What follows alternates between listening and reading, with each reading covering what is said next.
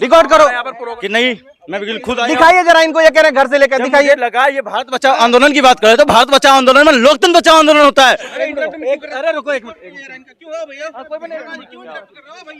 अगर मैं आज आवाज उठाऊंगा, आपने देख लिया मुझे धमकाने के लिए आए ये लोग, क्या आप कैसे आवाज उठा रहे हो, यहाँ से बाहर जाओ। ये लोग आपने देखा नहीं क्या कौन रोक रहा है, देखा नहीं आपने कौन रोक रहा है, वही लोग रोक रहे हैं जो भारत के लोकतंत्र की हत्या कर रहे हो। और यहाँ भारत बचाओ, आप इसमें आए हो आंदोलन में नहीं, तो आप बाहर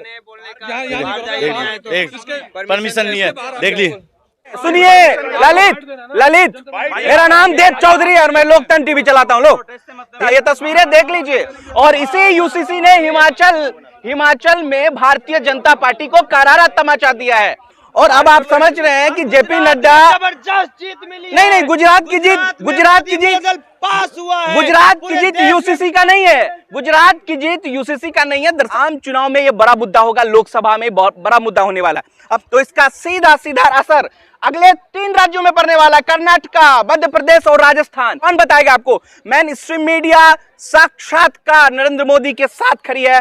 जो लोग आज यूसीसी के समर्थन में खड़े हैं, दरअसल ये बोलने से कतराते हैं, ये दरअसल जो बोलते हैं उस पर भी ताला लगाने की जहमत करते हैं कि वो लोग हमेशा दफन हो जाते हैं उन पन्नों पर जो लोग अपने आप को खामोश कर बैठते हैं। मैं कह रहा हूं इसलिए मैं जिंदा हूं।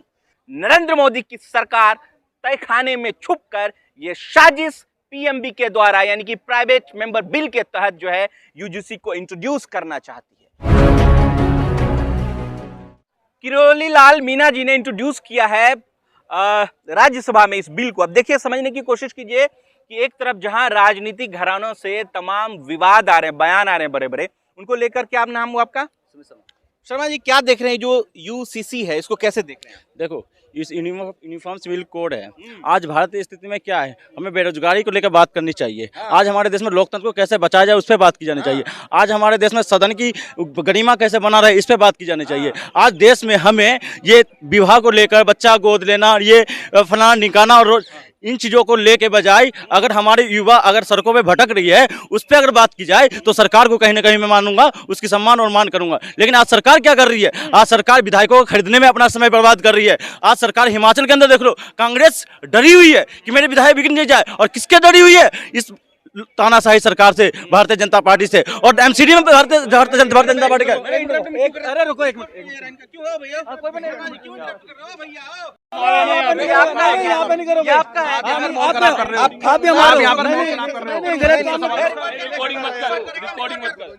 रिकॉर्ड करो, अरे रिकॉर्ड करो यार, प्रोग्राम का माहौल खराब कर रहे हैं। नहीं, देखिए, भारत बचाओ आंदोलन के नाम से एक तरीके से तमाम हिंदू संगठन मिलके, हिंदू नहीं, घर से नहीं, क्या नाम हुआ आपका? सुमित शर्मा। घर से लेके आए हैं कि नहीं, मैं बिल्कुल खुद दिखाइए जरा इनको, ये कह रहे घर से लेकर दिखाइए। लगा ये भारत बचाओ आंदोलन की बात कर रहे, तो भारत बचाओ आंदोलन में लोकतंत्र बचाओ आंदोलन होता है।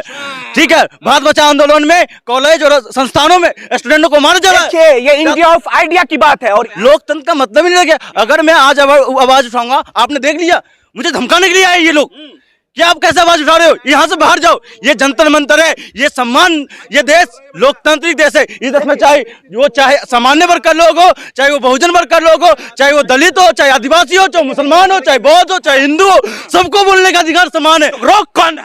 रोक आपने देखा नहीं क्या कौन रोक रहा है, देखा नहीं आपने कौन रोक रहा है, वही लोग रोक रहे हैं जो भारत के लोकतंत्र की हत्या कर रहे हैं। और यहाँ भारत बचाओ आंदोलन लोकतंत्र को कुचलने की कोशिश है। बिल्कुल कोशिश है, देश में आपको नहीं पता है। कहिए इसमें, कहिए कह रहा हूँ, कर्नाटक में अगर लोग समर्थन किसी और पार्टी को दे रहा है और वहां के इंटरफेयर करके 20-25 विधायक खरीद कर सरकार बना ली जाती है तो लोकतंत्र की हत्या है। यानी मध्य प्रदेश में अगर विधायकों को खरीद कर, आप इसमें आए हो आंदोलन में नहीं, तो आप बाहर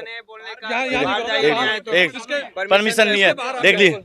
देख हमारा लियो, अब भाई हमारा लो भाई, अभी ये भाई हाँ मैं बोल रहा हूँ। देखिए, हिमाचल प्रदेश में, सुनिए ललित, मेरा नाम देव चौधरी है और मैं लोकतंत्र टीवी चलाता हूँ। लोग हिमाचल प्रदेश में यूसीसी का बड़ा मुद्दा बनाया गया था, ये तस्वीरें देख लीजिए। और इसी यूसीसी ने हिमाचल में भारतीय जनता पार्टी को करारा तमाचा दिया है।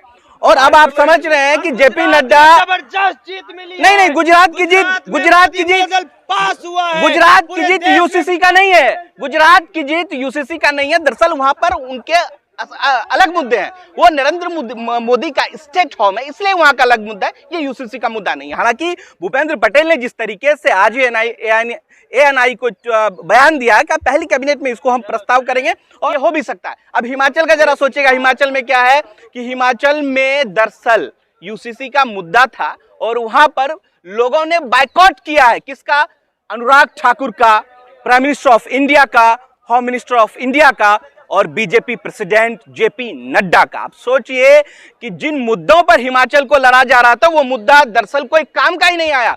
पूरी तरीके से हिमाचल की जनता ने भारतीय जनता पार्टी को बायकॉट किया है। गुजरात में भी ये था। उनके मैनिफेस्टो में इस बात का जिक्र था कि यूसीसी को लाया जाएगा और हिंदुओं को किसी तरह से पोलराइजेशन की जाएगी। लेकिन वहां इस मुद्दे पर दरअसल सरकार तो वहां बन गई भारतीय जनता पार्टी की, लेकिन उनका मुद्दा कुछ और था।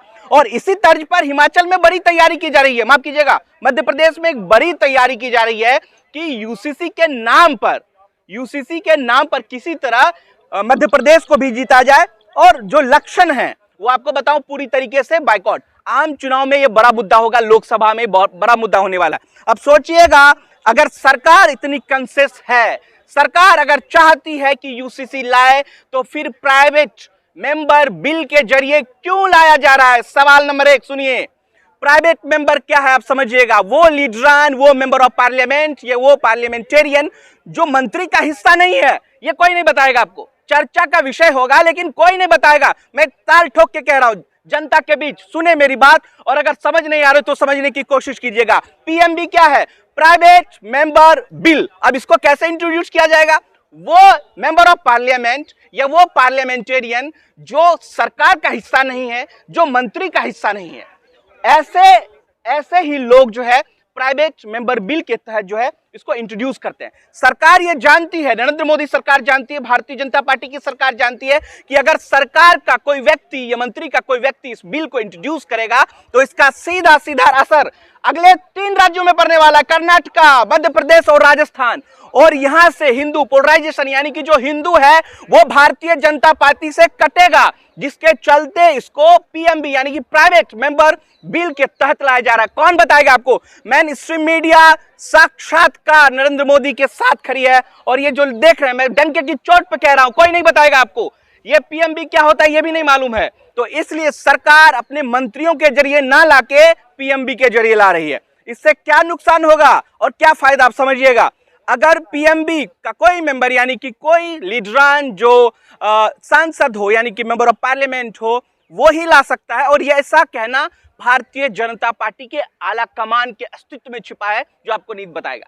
इसलिए नरेंद्र मोदी चाहती कि कोई एक सांसद इस बिल को राज्यसभा में इंट्रोड्यूस करे और इंट्रोड्यूस करने के बाद जो है इसका सीधा असर, अगर किसी तरह की अगर कोई तरह की बाधा इस बीच आता है तो सीधा ठीकरा जो है, जैसे किरोली लाल मीणा पर जो इंट्रोड्यूस इसको कर रहे हैं राज्यसभा में, उस पर फोड़ा जाए और सरकार इससे बिल्कुल सेफ जोन में इसको खेले। और इसी तरह मैं कह रहा हूं ये मुद्दा हो सकता है 2024 का हो। ये एक्सपेरिमेंट का एक छोटा सा हिस्सा है। इसको एक्सपेरिमेंट कर रही है कौन? भारतीय जनता पार्टी। इसको एक्सपेरिमेंट कौन रहा है? बीजेपी के सांसद। इसको एक्सपेरिमेंट कौन कर रहा है? हिंदुओं के ऊपर एक्सपेरिमेंट हो रहा है। अब जैसे सोचिए आप, धारा 370 को, राम मंदिर को, निकाह, ये ऐसे तमाम बिल जो लाए गए हैं, इसको एक तरीके से इंट्रोड्यूस जो किया गया है, एक तरीके से ये एक्सपेरिमेंट भी है और ये सफल हो गया। आपने देखा यूपी चुनाव में, लेकिन 2 राज्यों में सफल। गुजरात भले ही भारतीय जनता पार्टी जीत ली हो, लेकिन ये सफल नहीं है वहां पर, क्योंकि ये मोदी का होम फैक्टर वहां पे काम कर रहा था चुनाव जीतने के पीछे। माफ कीजिएगा, हिमाचल में जिस तरीके से मुंह के बल भारतीय जनता पार्टी गिरी है, उसका सबसे बड़ा कारण यही है यूसीसी, यूनिफॉर्म सिविल कोड। देखिए, ये दरअसल भारतीय जनता पार्टी का आखिरी वसीयत है। मैं कह रहा हूं इस बात को, आप इसको ध्यान कीजिए। मैं क्या कह रहा हूं?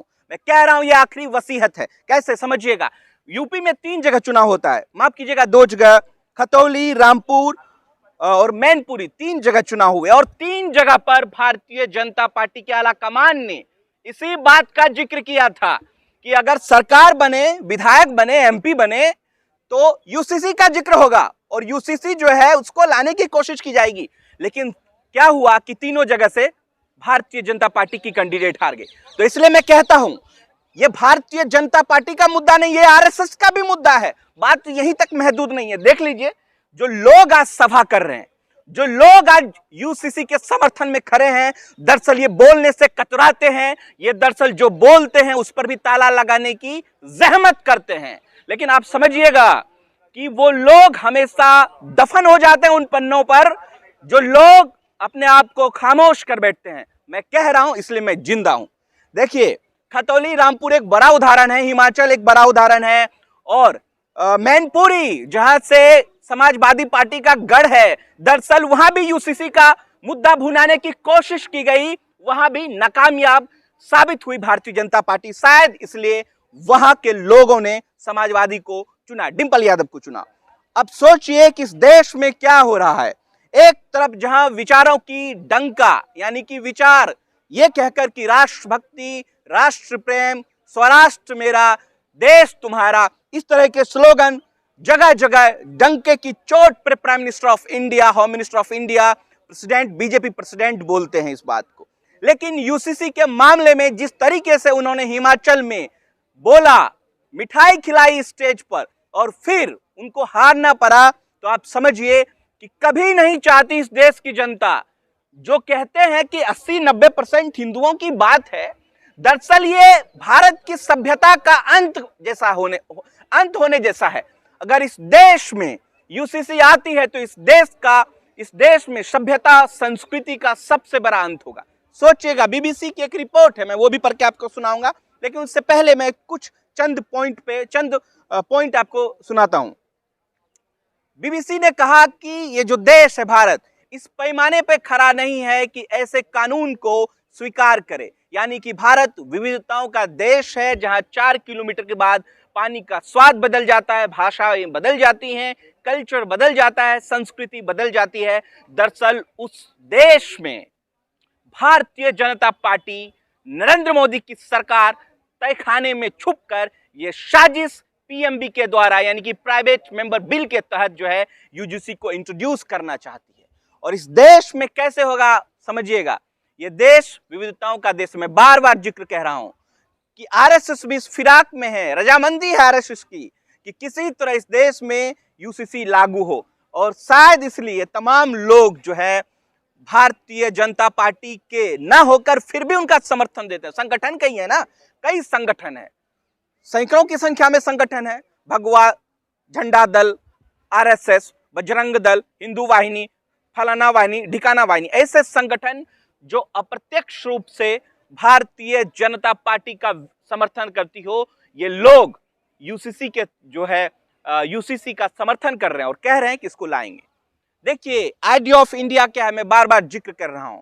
इस देश का अगर सच मायने में आप देखेंगे तो आइडिया ऑफ इंडिया जो इस देश की मूल भावना है, जिसको हर व्यक्ति इंट्रोड्यूस करना चाहिए इस वैश्विक स्तर पर, आज इसको धूमिल करने की कोशिश की जा रही है। ये मैं नहीं कह रहा हूं, मेरे एक भी शब्द नहीं है, मैंने रेफरेंस में आपको कहा है कि ऐसा लोग कह रहे हैं कि जो भारत जो है विविधताओं का देश है, भारत इस मुहाने पे खड़ा नहीं अभी है फिलहाल जहां यूसीसी को एक्सेप्ट करे या स्वीकार करे।